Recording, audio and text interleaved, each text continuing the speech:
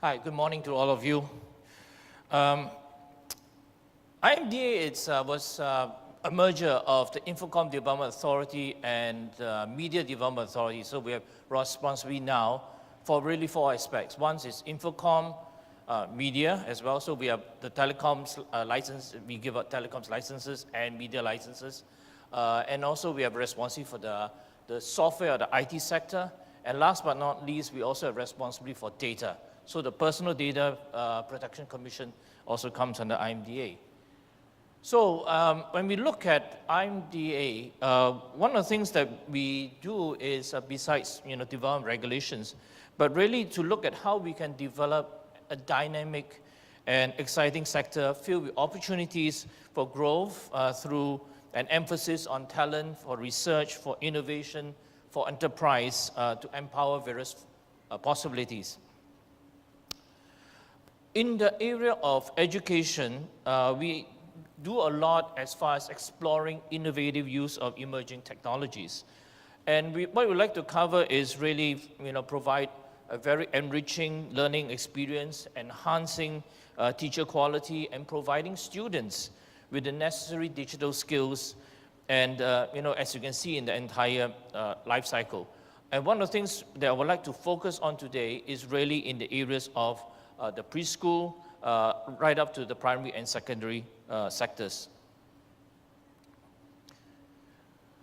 So in an increasing technology-rich environment that all our children come up with, and progressively they are exposed to even more different types of devices, different types of content, the ability to communicate, entertain, and also learn. One of the areas we have concern about is whether they would grow up lacking in some kinesthetic and social interaction skills. For example, people who spend too much on devices like this. So children need to be able to interact with each other, to learn together, to fail together, fail forward, as Adam talks about, to be able to recover together and learn from each other. So IMDA's Playmaker program aims to inspire children to play and to make with tech toys, sparking imagination and perhaps building a more creative atmosphere of learning, an idea we call creative confidence. The confidence to create things, the confidence to fail forward, the confidence to be able to recover and learn from each other. So what we do is that we provide tech toys. We provide tech toys to help children explore and find creative solutions.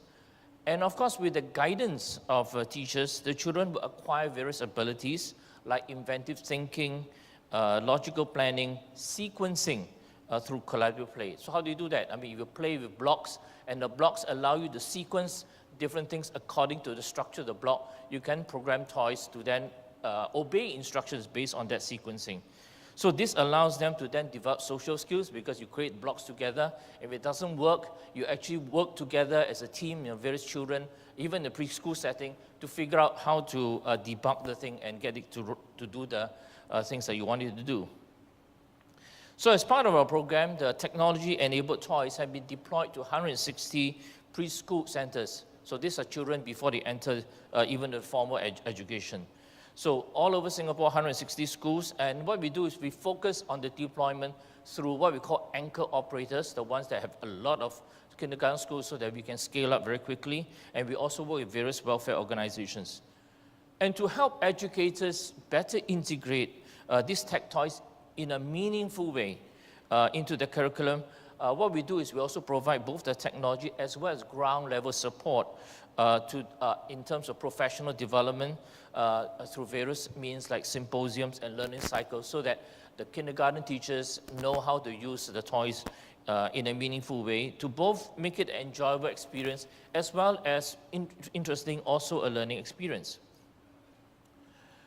We also have begun using robots, interestingly, also as an integral part of the learning process because we believe that robots social robots will become an integral part of our society. So we're introducing them quite early so the kids don't get frightened of interacting with such social robots. So we use toy robots introduced in what we call the Playmaker program to be able to use humanoid types of robots. And we want to lay this foundation so that they will develop the right skills and instill the right mindset for our young to prepare them to live in this connected, technology-rich environment. Now, taking this technology-driven initiative a little bit step further, we collaborated with SoftBank Telecoms Singapore, as well as the Nanyang Technology University Robotics Research Center, to conduct a pilot study to see how we can best use social robots in a manner that actually allows the children to learn. For example, learn values, interestingly, through storytelling by the social robot. So this encouraged them to have collaborative play and an interactive storytelling session. So we did a pilot in 2 preschool. And in this picture that you see, there's the now social robot, which is used at the My World at Bukit Panjang preschool to teach the children about various places of interest in Singapore.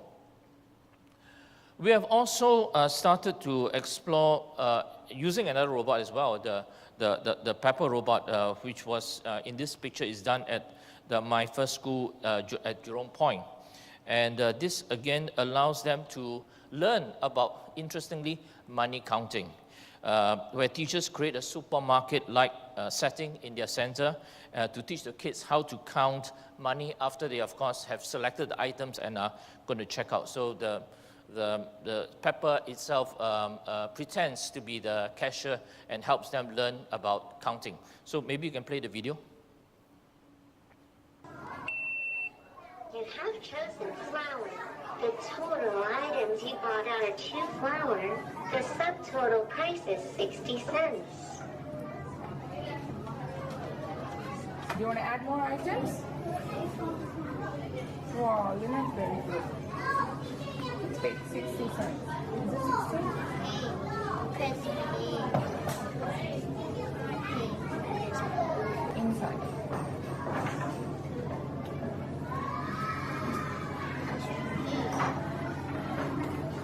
That's right.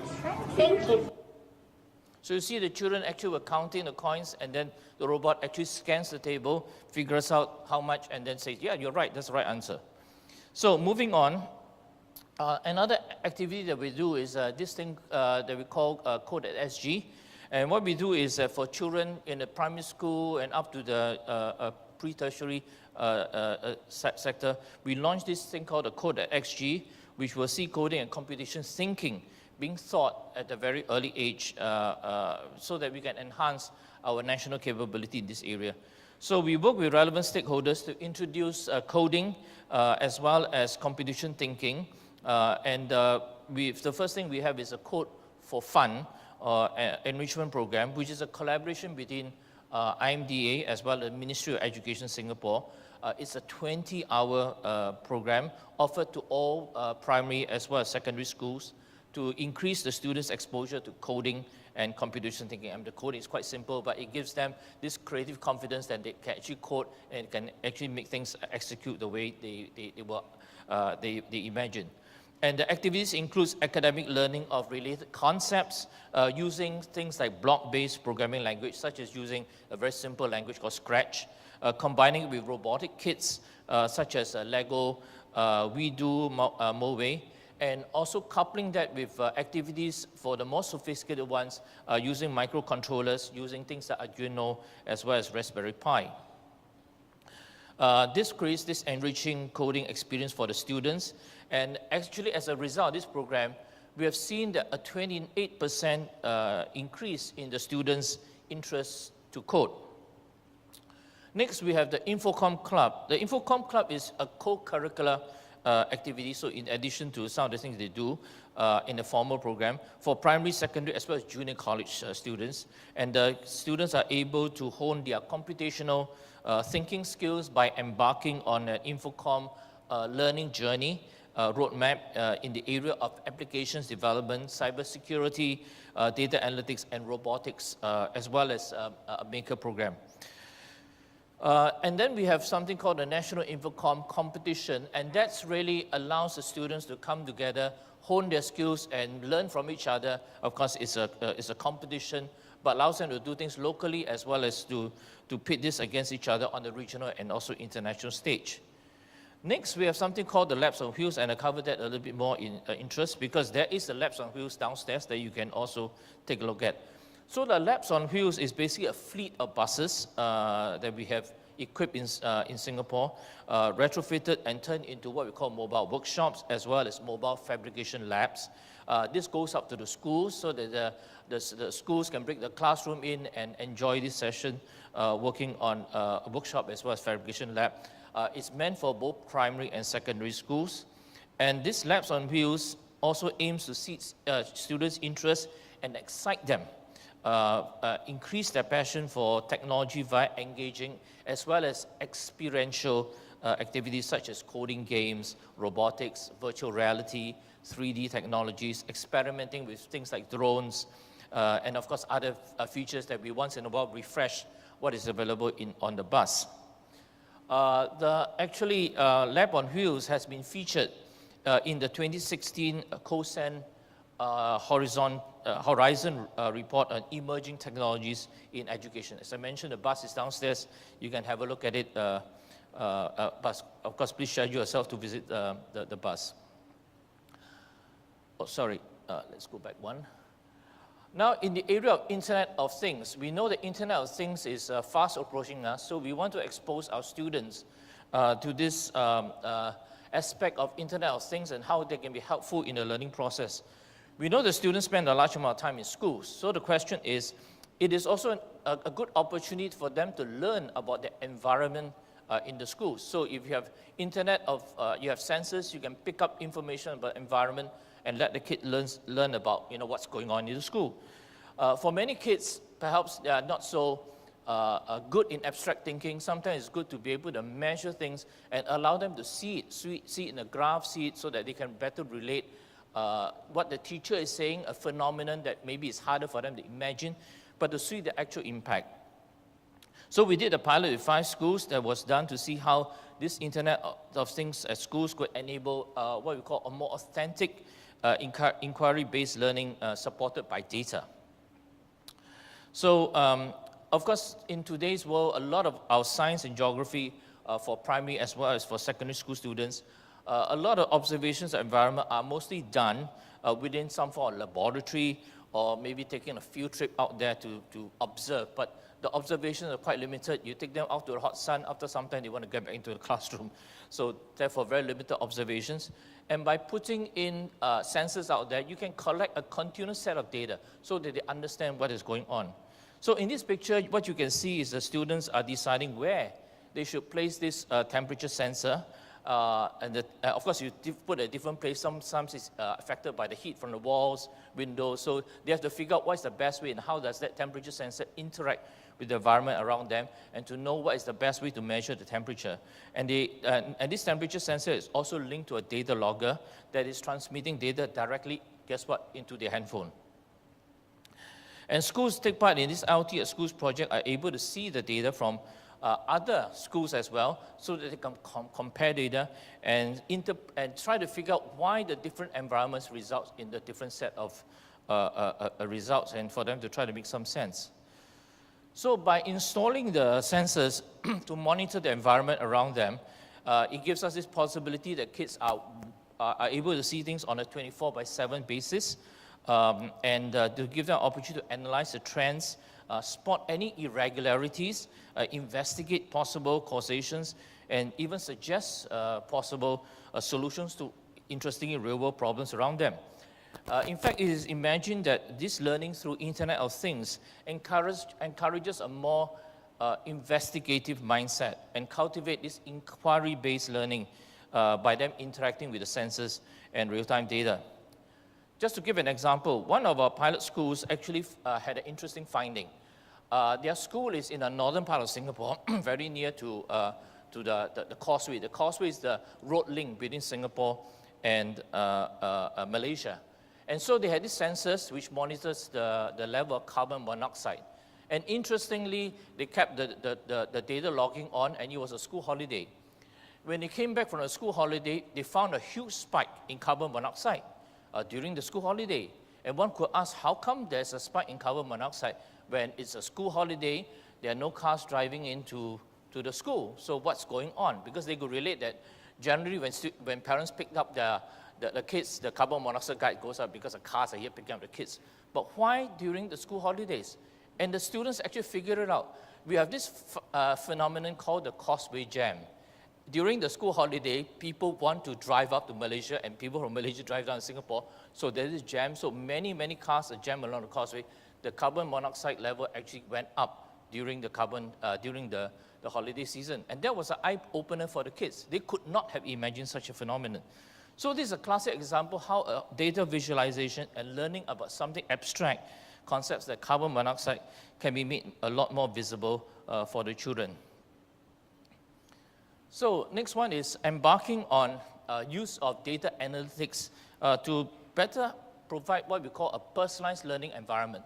So for many teachers, I'm sure you remember those kids who are very smart, interestingly, encouraging them, and those kids that probably need a bit more attention, but everybody else in the middle is a little bit of a blur. So using this capability allows teachers now to have a personalized understanding of each individual student, what are their learning difficulties. So we use learning analytics to provide students with insights to enable to make data-driven interventions. We collaborated with a local analytics company called Integral Solutions, and they're out there, you can visit them, to do a proof of concept with a local primary school that had 8 years of school assessment data. And what this school did was to tag every single question with their school, in their school exams to the subject as well as to the topic. And by running it through the computer to the analytics software, they were able to now gain insights into the following. One, what are the influencing factors on the student that did badly in the weaker topic? What were the influencing factors? It could be they didn't do so well in the previous year in certain subjects, and that's what's causing the problem now. And they could also find out what is the impact of the current weakness on future topics. So they can even predict that if you don't fix this learning difficulty now, in the future, these subjects will all be affected. So this allows the teachers to then have a more precise intervention. So for example, if a student has a problem with geography, the intervention could be English. It could also be mathematics. It's not necessarily concepts of geography. So instead of getting a poor child to go for remedial lessons and more tuition on geography, it may be that strengthen the person in maths, and that may be the thing that needs the real intervention. So during the proof of concept, the data showed that for one class, there was this weakness in mathematics length topic, and there was linked to a weakness in the previous year for weights and problem sums. So during a deeper investigation by the mathematics teacher, she discovered that both questions involved an extra step of conversion and were presented as word problems. So then the school went about customizing the remediation class to strengthen the conversion abilities, as well as to equip them with more strategies to understand three-step word problems. So that's a very precise intervention that allows them to enable the students to have more confidence that they actually know what's going on, rather than sometimes not knowing why they get the answers wrong. And so this emergence of learning and analytics can also empower schools to harness the power of all different types of academic as well as non-academic data. When we look at students, we don't just look at them from an academic perspective. There are many other things that gives us a holistic view of the child. So in the recent proof of concept that was completed with a local primary school, and this was worked together with a company called Lattice, which is also out there. They use linked data to connect all this data so that for each child, you can link the academic as well as the non-academic information, and that gives the teacher a more holistic view on how to develop the child to achieve the education goals. Lattice has also taken this capability and have also deployed a solution in one of our polytechnics, the Republic Polytechnic, again, so that it allows the teachers and the students to have more actionable insights on what are the interventions required for both the academic as well as the non-academic aspects of their student experience. Next, IMDA is also collaborating with another company called Beach House Pictures. Beach House Technology is basically a media company. And we use this media company to help us explore the use of virtual and augmented reality technology to bring classrooms to life by bringing students on an immersive and interactive virtual journey to learn more about social studies. So this exemplifies one aspect of how media and InfoComm comes together to enhance learning experiences. So the use of virtual reality can transport students to different cultural and historical sites and take students on virtual journeys even around Singapore so that they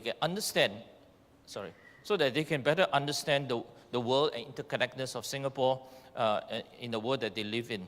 And so this interactivity and immersiveness also allows them to have a more active learning experience, and they don't really waste time, putting together, go somewhere else, but they can actually experience things in Singapore as well as elsewhere in the world. And by having this more immersive experience allows them to improve the retention and recall of key learning outcomes. Interestingly, in this technology itself, the teacher is able, as they are going through this 3D view of the world, to intervene by inserting in learning points. So you can actually see a screen come out, and then it gives some learning points. And after the teacher explains certain observations, look at this artifact over here. This is what, do you observe this? Yes. The screen goes away, and the student can carry on in their experience. So in a little sharing room next to us on this side of just outside of the hall on the left, IMDA and our partners will be covering through various topics. So in the many of the aspects of the things I talked about earlier. So this is today's program starting from 11 o'clock. And then we have tomorrow's program as well, covering all the different aspects. So if you're interested, please join us in that sharing session. So at IMDA, we envisage that our students should have a very deep learning, engaging environment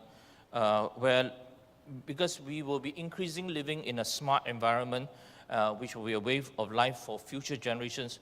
We want to make sure that they are also better prepared for the environment. They will be our co-creators of the future. They will be able to learn how to fail forward, learn, and adapt to this changing world. Because the world is not static, you just can't teach them this is the world and hope that in 10 years' time it will be like that. Because the world does change. So learning to adapt to change is important. Learning to use technology as part of the learning experience instead of being frightened by the technology, we think is an important part as a basic social and as well as a learning skill. And we want to encourage them to continuously learn about things around them, things around the world. And we would like to continue to push the boundaries and learn for them to learn lessons that can enable all of us to better equip our students, both in that they learn and as well we learn from them, how to be even better students, better citizens, better connected citizens of this world, especially in a smart nation. Thank you very much.